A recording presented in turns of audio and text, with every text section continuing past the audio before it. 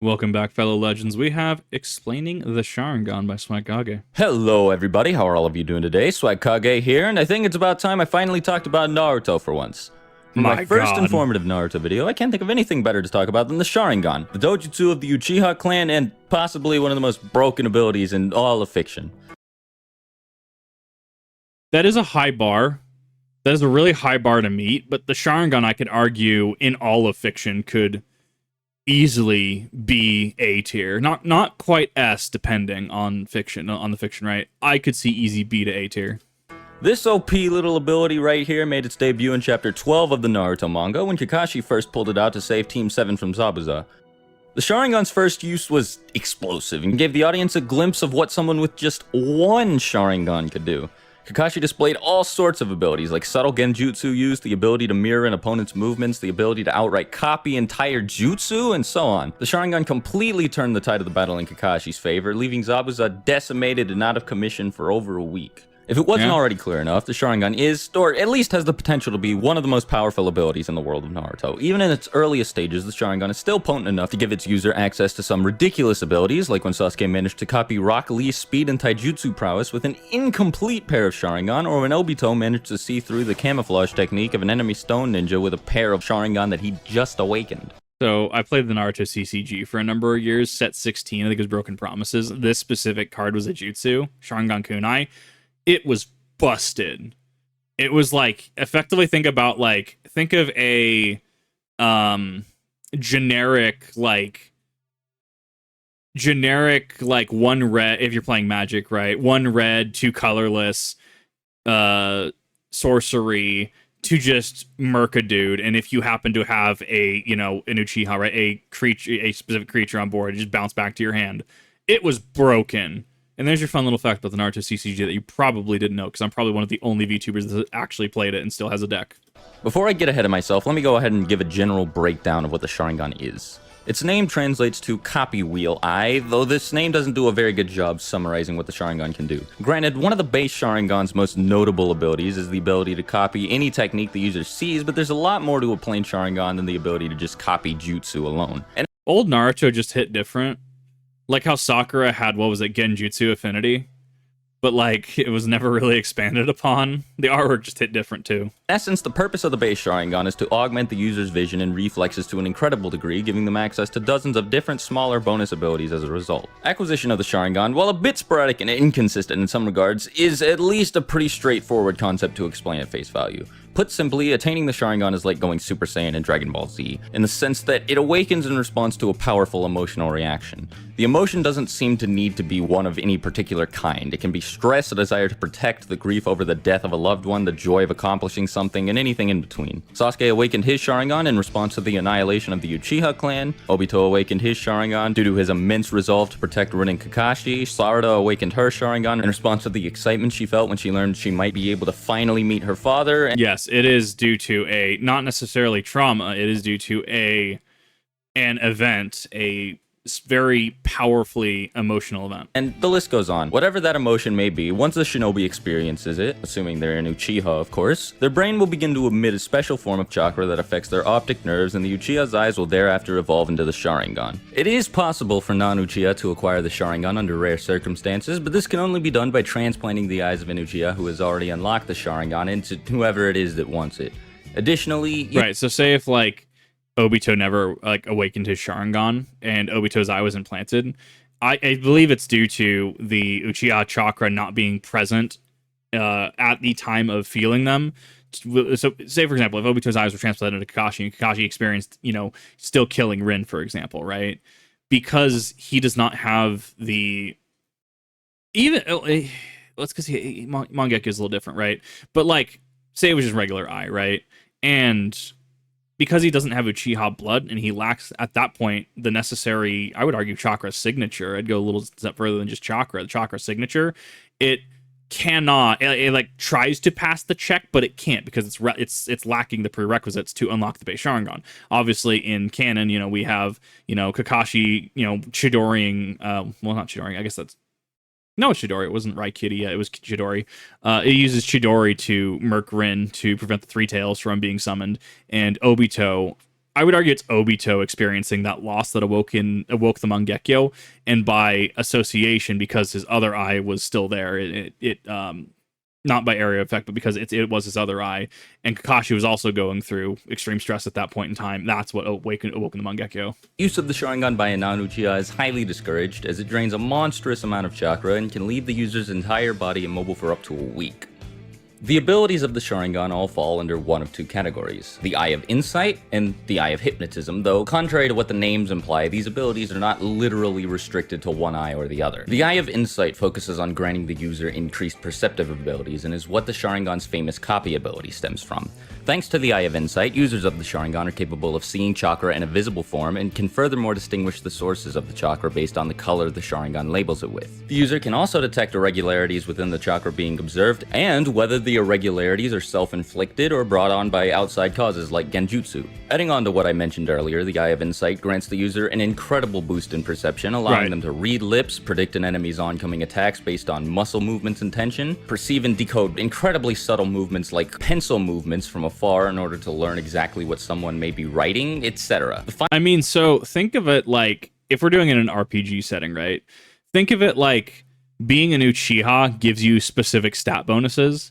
Being a Senju can give you other specific stat bonuses, or at least having Hashirama cells, because Hashirama cells are just broken. Like, complete honesty, they're just absolutely broken. And if you don't, you obviously lack the Senju DNA and the Uchiha buff, so you lack those two buffs, right? If you're an Uchiha, a native Uchiha that awakens their Sharingan, it is activating the Sharingan is effectively an amp, a buff, and it does have a taxing drain on your chakra reserves, right? Or your MP, whatever you want to call it in the RPG setting, right? However, if you're an Uchiha, that is it's drastically reduced. It is also, if you say, like in Danzo's case, have Sharingan in his arm, for example, and you have Senju DNA. While he's not a Uchiha, so he lacks the Uchiha buff inherently, right? For being an Uchiha, having their blood, right? Chakra signature, for lack of a better phrase. You would have the Hashirama DNA, because it's close enough, considering the Senju and the Uchiha were both descendants of the Sage of Six Paths, that it diminishes usage as well. Potentially diminishes it more, potentially diminishes it less, but pretty equivalent, I would argue. And then you have someone like Kakashi, who is neither Senju nor Uchiha and doesn't have any of the cells or the chakra signature, right? So Kakashi can't really use the Sharingan to great effect, right? Early Shippuden, right, against Deidara, 2 Mangekyou, wiped him out for like a week. War Arc's a little different. We don't really talk about War Arc because at that point chakra was kind of trivialized for plot convenience. I will say though, like, it is a very good amp. It is a great amp for negligible chakra cost in certain instances. However, if you do have both Senju DNA and are an Uchiha, in the case of Obito Uchiha, your chakra consumption for activating your Sharingan is effectively nil. I don't think we really saw Obito get tired of using his Sharingan. So effectively, think about you have a stacking Uchiha buff and a stacking Senju buff, and so yeah, it's gonna not like a -5 for Uchiha, -5 to for Senju to chakra consumption, right? We're talking like divided on top of divided, right? So like a fourth of a fourth or something like that. I mean, you could debate the numbers all day, but that's kind of the point. There's a lot to consider in regards to chakra cost of the Sharingan. Final noteworthy ability granted by the Eye of Insight is, of course, the Sharingan's ability to copy any technique the user sees, within reason anyway. As long as a Sharingan user is physically capable of performing the jutsu that they wish to copy, they will be able to perform it on their own after seeing it once with the Sharingan. Of course, this means that Kekkei Genkai and other similar abilities cannot be copied, nor can abilities that rely on nature transformations that the Sharingan user has not yet mastered. Right. The abilities granted by the Eye of Hypnotism deal with, as you'd expect, manipulation of a foe's psyche, or in other words, feats related to various forms of hypnotism. The most notable of these is the user's ability to use the Sharingan's Genjutsu, simply labeled Genjutsu Sharingan, which, at its most potent, can place a target under the complete control of the Genjutsu caster. Right. Of course, the Sharingan is capable of initiating less extreme forms of Genjutsu. Quite a few good examples can actually be seen during Sasuke's fight with Danzo, or less extreme forms of control. The Eye of That is probably Sasuke's biggest big brain feat, is that specific fight with Danzo, where he used the quote unquote the far cry from Tsukuyomi, right? The basic genjutsu to show Itachi used Amaterasu, but it was just it was a genjutsu all along. It was to prove that Danzo could be put under genjutsu. He could be placed under and affected by genjutsu, and thus leading into, at some point during the fight, Sasuke did place Danzo under a genjutsu. It was subtle, but to make him think he had one more eye remaining than not. I love that fight because Sasuke versus Danzo is a very technically heavy fight, and there's a lot going on in that, and I absolutely love it. It was probably one of Sasuke's biggest brain accomplishments. Hypnotism can subtly coerce targets into giving up important information, or, as seen during the fight between Kakashi and Zabuza, lead targets into performing actions at the will of the genjutsu caster. When performing these minor acts of control, it's possible to keep the person being manipulated completely unaware that they are under the effects of the Sharingan's genjutsu, which dramatically increases the genjutsu's potency and versatility. As I mentioned earlier, though, at its most potent, the Eye of Hypnotism allows for absolute, complete control of a person or creature, and the Uchiha are particularly infamous for their use of this ability to hypnotize the nine-tailed fox. Yeah. Both Obito and Madara have used the Sharingan to fully tame the Kyuubi in the past, and as far as I'm aware, there have been no stated negative side effects for doing something like this. No. While all of these abilities are available to an Uchiha from the Sharingan's earliest stages, they will only be at their most potent when the Sharingan has fully progressed to its final stage. Luckily for the Uchiha, and the audience for that matter, tracking the progress of the Sharingan is easy and can be done by simply counting the number of Tomo present in the eye. 1 Tomo indicates that the Sharingan is in its primary stage, 2 indicates it has progressed into its secondary stage, and 3 indicates that the eye has fully evolved. Progressing the Sharingan through these stages is pretty easy, but incredibly time-consuming, as the only known way to evolve a Sharingan is through continued training and use of the dojutsu. We actually do see this similarly in with the Susanoo and other Mangekyou Sharingan abilities, where mastery of it comes with repeated usage. But in the case of the Mangekyou, where a heightened level of power is being used, there's also a heightened level of risk, right? If you use the Susanoo too much, you do risk your... I guess technically it was the Mangekyou in general, right? I know Susanoo was a big part of that, though, especially with Sasuke, that overusage will cause blindness and cause intense adverse effects. The best way to describe it is by comparing it to leveling up in an RPG. The more you use a certain skill, the more proficient you'll become with that skill, and the same is true for the Sharingan. Despite how incredible the abilities of the Eye of Insight and Eye of Hypnotism may be, they pale in comparison to the base Sharingan's ultimate techniques, Izanagi and Izanami. Actually applying these techniques... I actually forgot that these were usable by base. Yep, no, these are usable by your 3 Tomo Sharingan. Theoretically, I'd have to have discussions, actually. I might reach out to one of my buddies who, at nauseum, will go over Naruto lore and theorycraft. I don't know if it'd be possible to use a 1 or 2 Tomoe Sharingan to use Izanami and Izanagi. However, 3 Tomoe, yes, you do not need a Mangekyou to use. This is a bit difficult under normal circumstances, since one use of either technique renders one of the user's Sharingan useless, but the sheer power of both techniques more than makes up for the insane cost. Yeah. Izanagi is a genjutsu technique that is cast on the user instead of an enemy, and it effectively bridges the gap between reality and illusion while it is active. It gives the user a degree of control over themselves that they would only be able to manage within a genjutsu without actually trapping them in one. Their body remains physically real, but all injuries that they sustain do not. When it first debuted in Chapter 476, Danzo repeatedly used it to negate otherwise fatal blows during his battle with Sasuke, effectively putting him in a state of temporary immortality. Put most simply, the primary use for Izanagi is to negate death by rewriting a critical injury or fatal blow as nothing more than an illusion, allowing the user to reappear completely unscathed. When Izanagi was first revealed, it was said that only someone with the DNA of both the Senju and the Uchiha could pull off the genjutsu, but according to Itachi, in the past there were plenty of Uchiha capable of using the technique, so That, I don't necessarily see that as much of a retcon as much as I see that as there. I mean, there are certain things that definitely feel a little retcon-y. You could make the argument the Warring States was far back enough, not even really, because Inoki is around for it. That what I'm trying to get across is that, obviously the Senju and the Uchiha diverged from one progenitor, Hagoromo Otsutsuki, which is the Sage of Six Paths, right? And through the time, they each kind of deviated from each other, where the Uchiha didn't have access to Senju, and the Senju didn't have access to Uchiha stuff, right? And right off the gate, the Uchiha already had the ability to awaken with Indra, right? To awaken the Rinnegan. The reason he didn't is because he was lacking the Senju section of Hagoromo's chakra, and it instead tried to awaken into the into the Rinnegan, but couldn't, as it was missing the fulfillment step. It was missing the prerequisites, so thus mutated into the Mangekyou Sharingan and giving him what abilities it did. Right.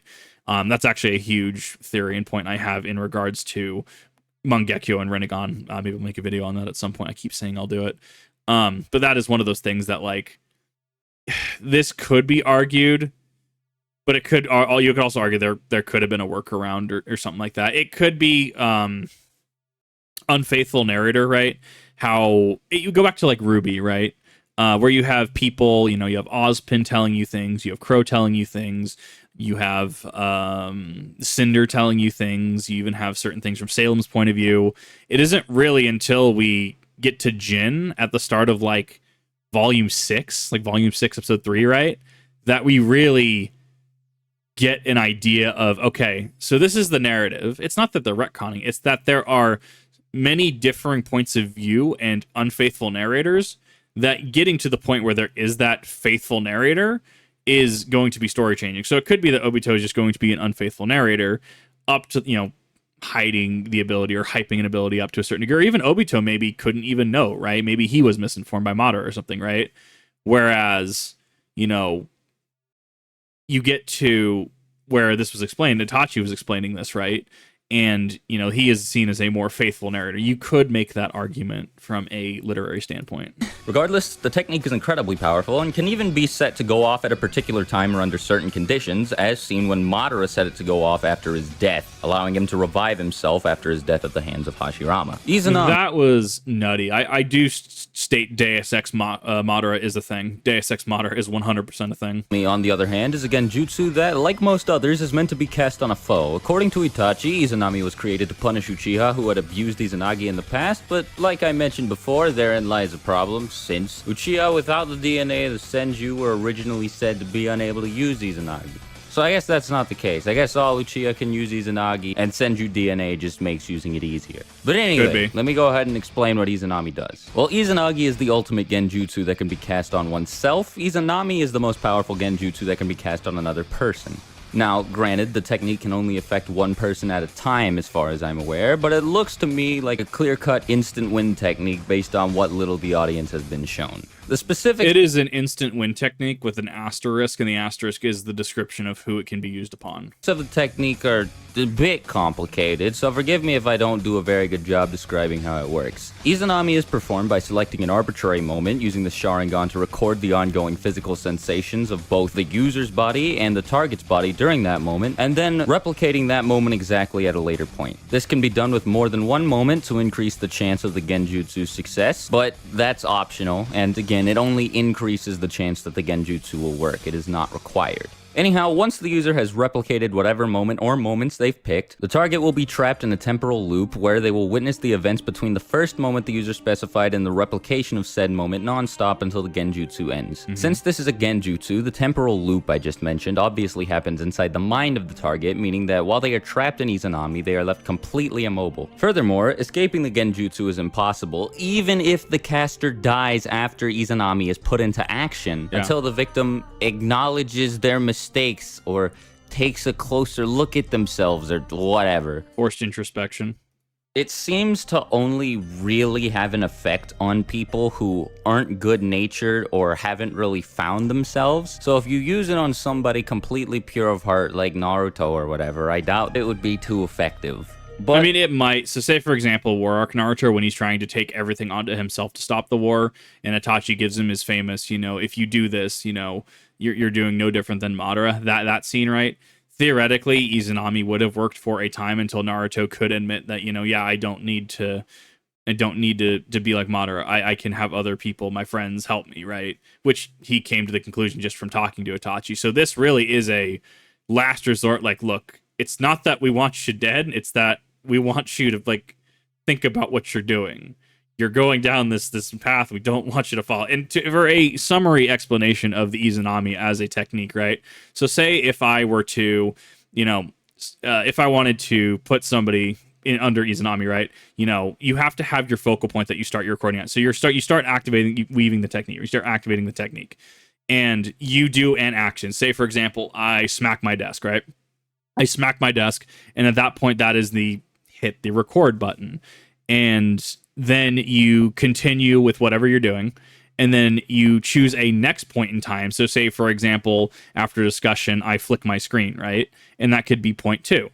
And then, say if I wanted a point three in there, right? We could conversation or whatever continues, and then I tap my dresser, right? Or I'll tap my PC, right? And I tap my PC, and then things continue from there. And then I smack my desk again, right? At that point, because smacking my desk in order of operations was number 1 and number 4, it will continue to loop on itself. So it would be smack desk, flick screen, tap PC, smack desk, flick screen, tap PC. You get where I'm going with this? That's all the technique is. You are choosing points in time to record that exact action, and the action 1 and final action to complete the loop have to be the same. So, in the example, smack desk, they are the same action. Therefore, that is both the beginning and the end of this loop. Alright, moving on. Izanami can be cast without making direct eye contact, and is instead cast by, well, actually, I'm not exactly sure how a victim is trapped in Izanami, since neither the anime nor the manga explain this, but it worked on Kabuto even after he'd disabled both his eyesight and hearing. And since this is a visual genjutsu, I can't imagine that this would feed off of any of Kabuto's other senses, so... It almost felt like it worked like an area of effect, personally. Because, well, and we know that the Sharingan can do certain things, like, well, from its focal point, it can see chakra as colors, right? But, I mean, things like the Susanoo are Uchiha abilities that have an area of effect around the caster, for lack of a better word, right? It always struck me as when the Izanami is activated, it is an area of effect to a certain extent, and everything in that is what is going to be replicated, right? So, like, and rather than just focusing on smack desk, snap desk, flick screen, tap PC, smack desk, right? There's other things like, the walls that are around me, the mic that's in front of me, the position of my PC and TV, stuff like that, right? There are other things that are recorded in this rather than it just being a void and you having these specific actions. It always struck me as an AoE technique without being inherently said. Nah. In short, Izanami is incredibly dangerous, an instant win technique like I mentioned earlier. The main downside to both Izanagi and Izanami is, like I mentioned earlier, the fact that just one use of either jutsu will permanently blind the user in one eye, which is a really huge loss considering how many other abilities the Sharingan gives a person access to. In rare cases, it's possible to restore these lost eyes the way Madara Uchiha did, but there are pretty tight restrictions for doing so that's honestly barely even worth mentioning. It is the exception rather than the rule, and once again, Deus ex Madara. Now, despite how much I've already covered, I've only scratched the tip of the iceberg here. I briefly touched on the evolution of the Sharingan earlier, and said that a Sharingan with 3 Tomo is fully evolved. Well, technically, that's not entirely true. See, there exists a super powerful evolution of the Sharingan that only a handful of Uchiha actually possess, and that is the Mangekyou Sharingan. Sadly, this is all I've got time for, but tune in next time to hear me talk about the Mangekyou Sharingan and all of its super crazy powers. Love you all to death and hope to speak with you soon. Swagkage out. Bye. Well, don't you worry, we'll get around to that. We'll get around to the Mangekyou at some point. The Mangekyou is that starts getting into Deus Ex Machina territory in certain aspects. But I mean, no, the Sharingan itself, yeah, it's a B, A tier ability, right? In terms of entirety of fiction. Maybe anime specifically, it's going to be in that, hit that S tier. But in all of fiction with reality warping, magic, chronomancy, I mean, like, there's just some broken stuff in fiction, let's put it that way. Excellent video, Swagkage. If you haven't seen Swagkage, I definitely would recommend checking him out. He does content that I don't necessarily know a whole lot about, Dragon Ball, One Piece, stuff like that. I personally don't know enough scaling for that. However, Swagkage is an excellent creator, and Naruto is a perfect branching off point for the other content that he does.